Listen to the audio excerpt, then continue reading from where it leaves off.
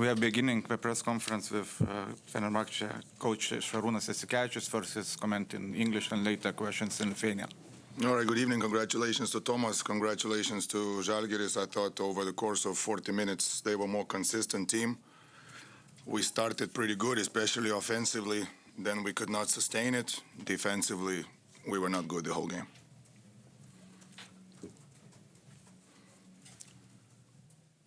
Areną turbūt labiausiai užkūrė Francisko dėjimas. Ar sakytumėt, kad būtent tas epizodas galbūt buvo tas toks kertinis? Emociniai dalykai, rungtynės yra 40 minučių, per 40 minučių jie buvo, kaip sakant, pastovesni.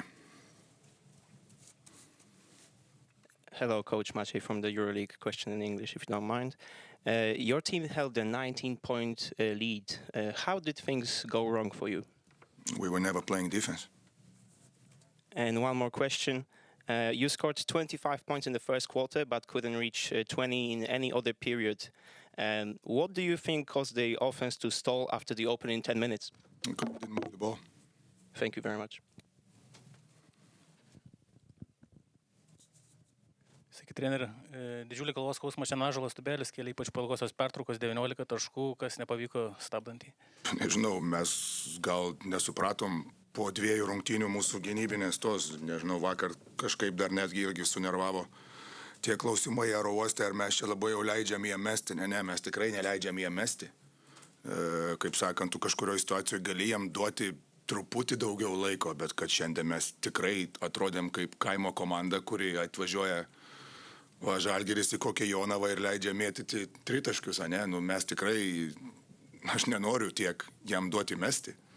Jeigu ten mes kažkokią tai galim situaciją, kur mes suklystam ar kai kurio, tu ten gali kažką, kaip sakant, geriau jau Ąžuolas negu Sisko, ne? Taip šnekant logiškai. Jau ar kažkas tokio, ar Sirvidis, ar ten kažkas tokio, bet jeigu tu jam duodi iš toikės mesti 1, 2, 3, tai čia nėra toks mūsų žaidybinis planas ir niekada nebus, nes čia vis tiek, sakau, Eurolyga ir pats aukščiausias Eurolygos lygis, taip kad jisai normalus metikas. Oro uoste dar teikėte, kad laukite Žalgirio kažkokių surprizų, pamatėm kažkokią kitokią rotaciją, ar tai buvo vieninteliai surprizai, ar buvo kitų kažkokių dalykų? Aš su tais surprizais, tai čia tik tai jum podcasteriam nebūna tų surprizų labai daug, būna vienas, kitas, nieks čia nieko nekeičia. Kad tu 8 mėnesius bareis su viena mašina ir paskui kažką darysi, taip nebūna niekada. Sakau, jeigu tu pasižiūri skaičius, čia viskas aišku, kodėl pralošta. Žalgiris rungtynes pradėjo šiek tiek vis dėlto su kitokia gynyba, tiek lengvai neduodavo išsikeitimų, tai galbūt buvo vienas iš tų pokyčių, ar vis dėlto ir tai buvo matyta daugiau? Žalgiris žaidės tą patį, gal su Tėlanu biški momentais pradėjo kitaip, mes susipratom, paskui ėjo tais dalykais, kurie buvo visą laiką. O kurie skaičiai pačiam labiausiai rėžia akį? Kamuoliai baudos, kaip visą laiką.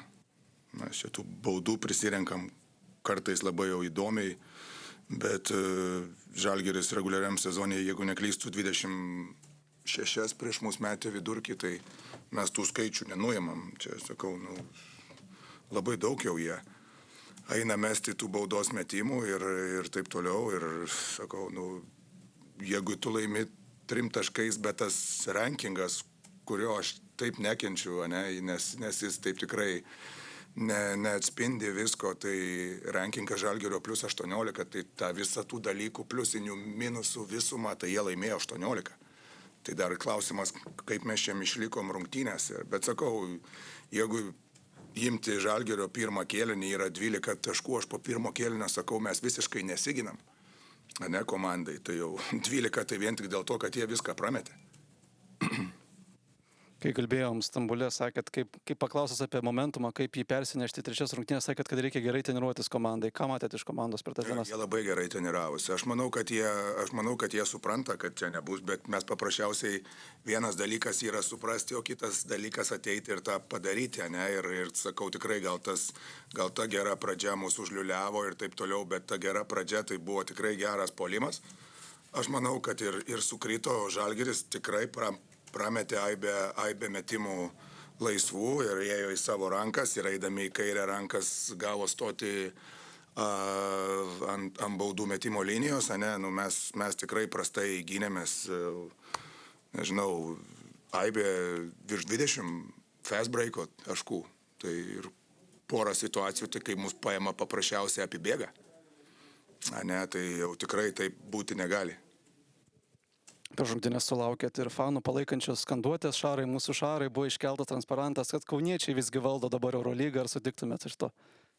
Nežinau, čia sakau tikrai ačiū fanam, toks gražus tas, sakant, tas toks, ane, žestas, o daugiau sakau, visą laiką malonu grįžti į Kauną, bet grįžti padaryti darbo, o šiandien darbo mes netlikom.